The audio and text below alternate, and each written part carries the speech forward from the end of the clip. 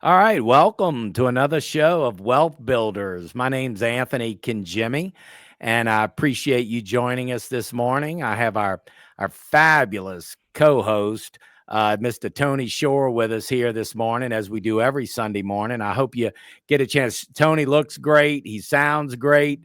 He's really just, he makes the show really what it is, and we couldn't do it without him. So Tony, thank you so much for joining us here this morning. Well, I appreciate you having me on the show, Anthony, and this is a great show. Every week you bring some financial wisdom, strategies, some words of advice. You were giving me some great words of advice before the show, talking about my mom's situation, with Parkinson's. We were talking about Michael J. Fox, and sometimes you have to play the hand you're dealt, right? And make the best of it, don't you? That's it, Tony. I mean, in our careers here as financial planners and retirement planners, you get a different perspective, I would say, because when you have so many clients and, as you know, a big part of retirement planning is talking about family and talking about family dynamics and talking about estate planning and how things transition to, this person or that, the kids and grandkids. So what I'm saying is a lot of the discussions that we have with our clients are about family dynamics, right? And estate planning. And one of the things that you recognize is, let's say, sitting in that seat, is that we all have, things that we're dealing with, Oh, yeah. with our families. When it's just you and your family or your parents or your kids, then sometimes it's easy to think, well, we're struggling in this area or that area, and you think you're alone, but you're really not alone Right. because most, if not all of the families that, and I'm talking about hundreds and hundreds of clients and families that we Yeah. get to talk to every year. We all are dealing with something, right? Whether it Right. be a health issue or whether it be, maybe a child isn't doing well or a grandchild, or there's something going on that's not, that's less than stellar, right? And we all have that.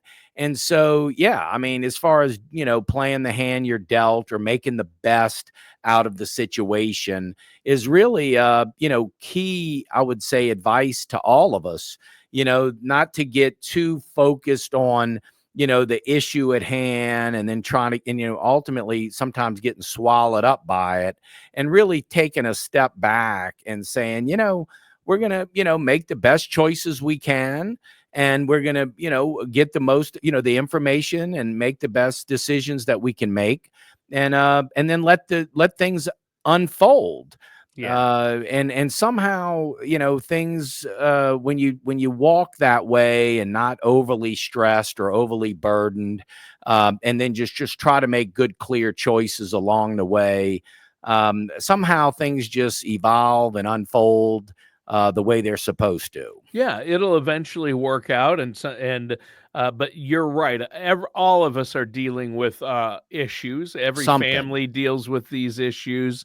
Some are different than others, but everybody's dealing with something. And I like your advice, Anthony, because it really comes down to make change the things you can change to improve, keep moving forward, do the best you can.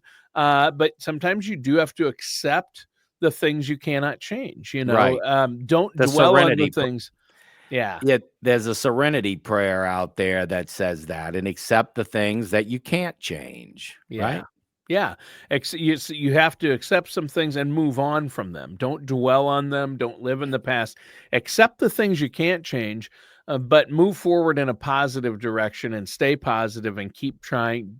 to do your best and make Right. changes to the things you can change. There are things that you can control and change, but we were kind of laughing about that. We think we can control things, but there's an old saying: "Man plans, God laughs." We don't Right. always, we aren't always in control. We sometimes think we can control things, and then it doesn't work out. But we can't let ourselves get frustrated. We have to have some acceptance in there. We accept the things, and that's what you told me before the show, and I like that. I think that really makes a lot of sense. I mean, talking about my mom, she's late stage Right. Parkinson's, and it's tough. And you talk about somebody who had the world by the tail, like Michael J. Fox, Yeah. and then he's dealt this hand of Parkinson's, and you Right. think, well, that's not fair, and that's too bad because Right. He one of was the successful. He and was nice, one of the nice guys in Hollywood nice too, they guy. say. Yeah. I Yeah. mean, I don't think there was ever any controversy Nope, not swimming around around. him. He Nope. was a nice guy. He did real wholesome shows and good Yep. movies and real successful. So then you could say, well, gee, where's the justice? I mean, they've got bad people, criminals, and around the world that do horrific things to people, and they seemingly live they're old people, live these long lives. Yeah. Why don't they have any health issues? And Yeah. a guy.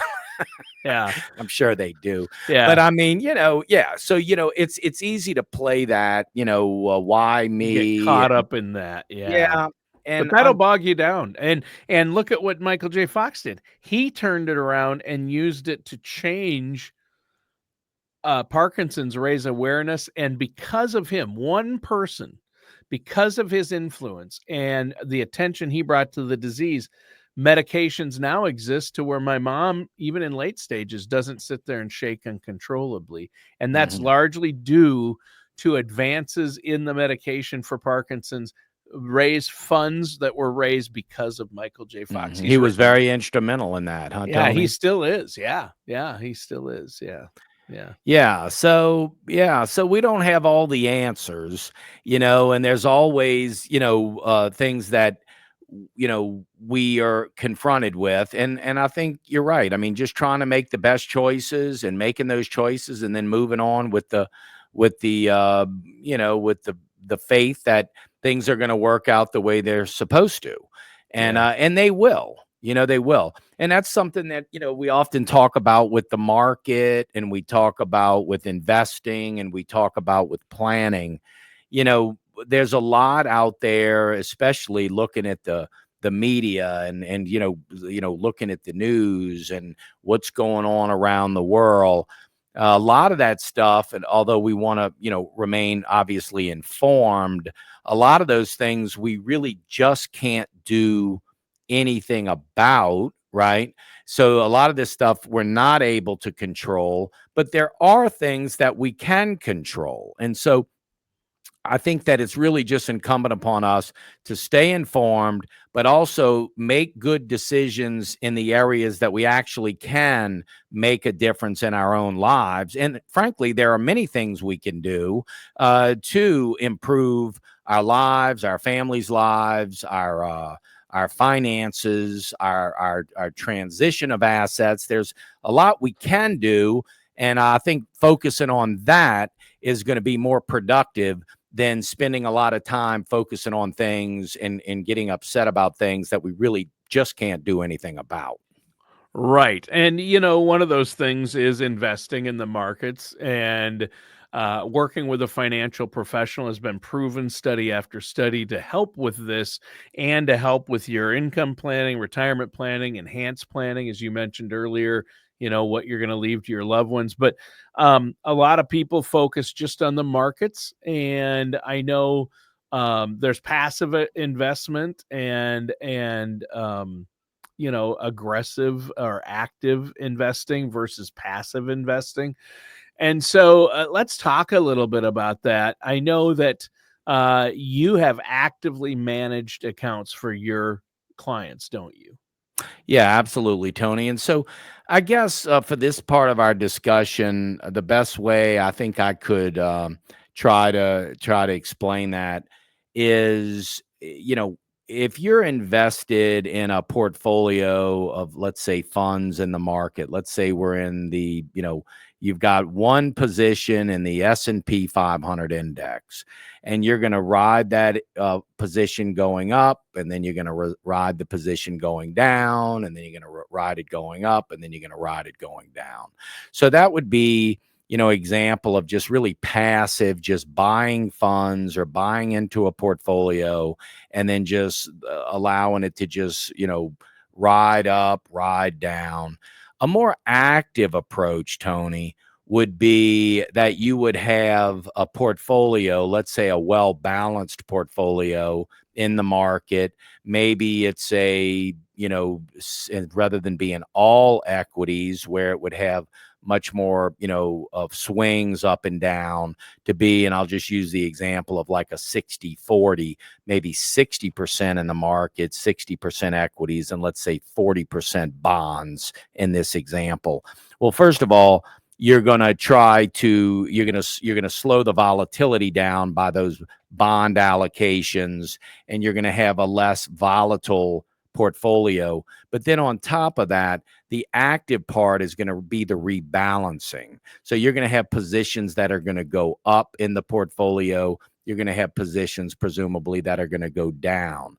And so that rebalancing that takes place. And frankly, it could be argued. I mean, we try to rebalance these portfolios a minimum of once a quarter. But frankly, if positions get out of line, we'll trigger rebalances sooner than that.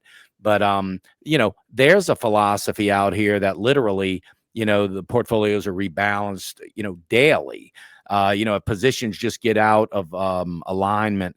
But the point here is whether you rebalance daily or monthly or quarterly, the key here is the rebalancing, meaning if you have a position that runs up and now all of a sudden it used to be 10% of the portfolio and now it's 20% of the portfolio, well, that position has run up, it's come out of alignment, and it needs to be shaved down, and the deck needs to be reshuffled. So that rebalancing, Tony, is a real key part to the active management of a portfolio or a model in the market.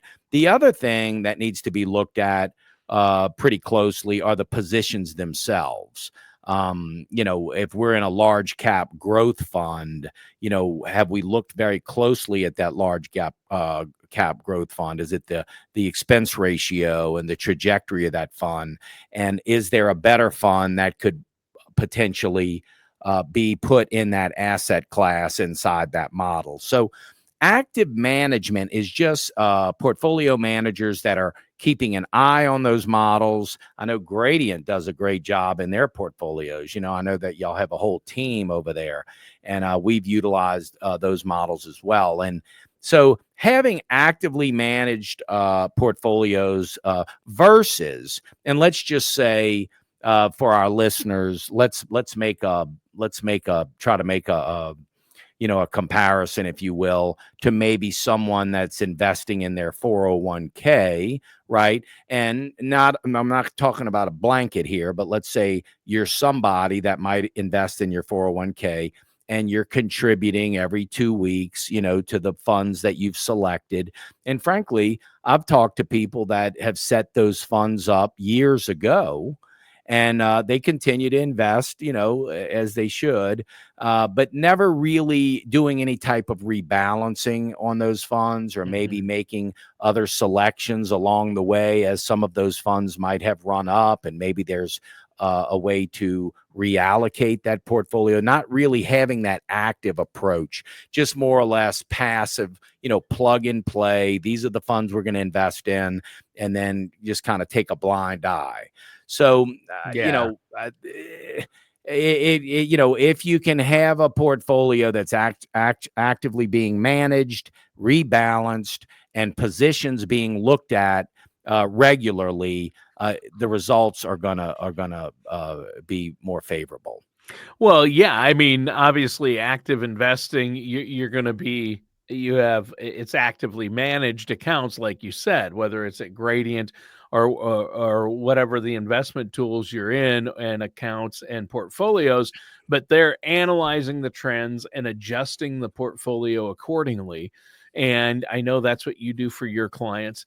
And that way, an active investment account will it helps protect against the downside. In other words, when the market's down, if you're actively managed and you're in good accounts, hopefully your account won't be down as much. Absolutely. You mentioned gradient, and I remember when the market when COVID hit and the market dropped quite a bit, or 2022 when the market was way down.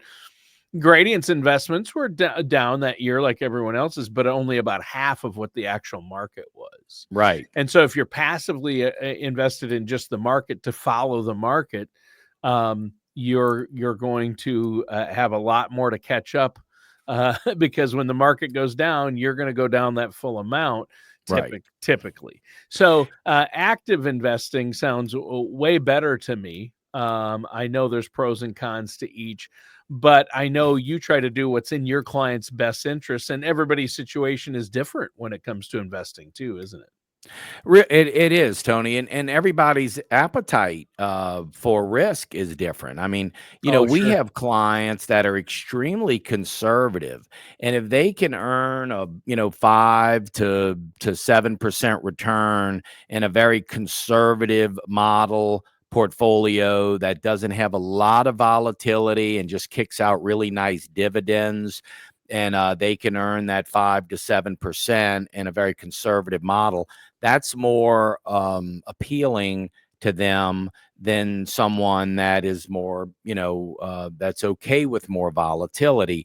And so that's why they have these different portfolios with these different risk numbers, if you will, from 0 to 100. And so these portfolios are ranked based on the volatility of the portfolio. So we use nitrogen, which is a risk tolerance platform that grades portfolios, so we can be pretty accurate as to how the volatility of these models. I will say something else. Depending on how you're using that money and that portfolio, time horizon has a lot to do with it, right? So, in other words, if you're and we all understand time horizon, because we understand that if somebody is 40 years old and they're investing for retirement versus somebody, let's say, that's 65, right off the bat, I'm sure our listeners would say that the 40-year-old can take on more risk, if you will, or more Sure. volatility than the 65-year-old. And the reason they would say that is because the 65-year-old is just that much closer to having to utilize these funds, right? To start drawing this money out. So time horizon has a lot to do with the investment strategy as well, and how the investments, how the portfolios are invested. If you're going to retire at 65 and we're running a plan to age 100, let's say we're going out 35 years on this retirement plan, the portfolios that need to generate and kick out income in the first 10 years can be invested differently, or should be invested differently than the portfolios that we're not looking to call on for the next 10 to 20 years. So time horizon is always going to play a role in how portfolios are invested. And, as you know, Tony, we talk a lot about income planning in our Wealth Builders platform. There's really 5 key areas to any retirement plan. As you know, it's estate and legacy planning, investment strategy, income planning, healthcare planning, and taxes. And that's really the 5 key areas. But income planning is really the foundation. And I would just, encourage any of our listeners, when you're embarking on your retirement plan, you really need to pay special attention to the income plan. When you retire, that's the very thing you're leaving behind is your income. And so you need to make sure that your income plan, your distribution strategy is really well aligned with the needs of income when you retire. And of course, we spend a lot of time on income planning in our retirement plans. Well, sure. I mean, and that's why we have investments. Typically, people are putting money into their 401k, their IRAs, or into the market, and the purpose is they need that money when they retire to live off of. And so that's the key right there. How are we going to turn that money into income? Will it be enough? Do I have enough growth? Do I have too much risk as I get closer to retirement? And these are the questions that you hear a lot, I bet, from people that come in and talk to you, right? Yeah, absolutely, Tony. We do, and we're pretty methodical. When we sit with a potential client, or even our clients, as we march along and do our reviews, we're really looking closely at those five key areas. We want to make sure that their estate and legacy plan is in order. That if God forbid, if something happens to either one of them, the transferring of those assets go in the most efficient way.